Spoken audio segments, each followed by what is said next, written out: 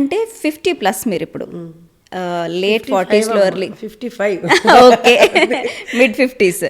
So menopausal stage దాటుతున్న వయసులో సైకలాజికల్గా చాలా ఇంబ్యాలెన్స్ ఉంటుంది, డిప్రెషన్లోకి వెళ్తారు.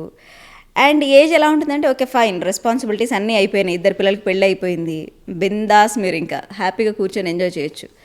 ఇలాంటి టైంలో ఎందుకు తీసుకున్నారు ఇంత రెస్పాన్సిబిలిటీ నెత్తి మీదకి? అంటే యాక్చువల్గా చెప్పాలంటే నాకు ఖాళీగా కూర్చోవటం అనేది ఇంట్రెస్ట్ లేదు, ఇష్టం ఉండదు.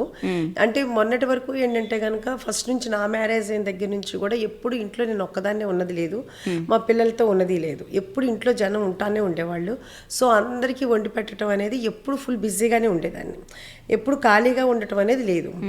Even night midnight 1 o'clock 2 o'clock కూడా నేను కుక్ చేస్తూనే ఉండేదాన్ని.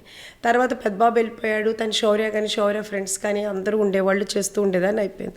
ఇప్పుడు శౌర్య మ్యారేజ్ అయిపోయి శౌర్య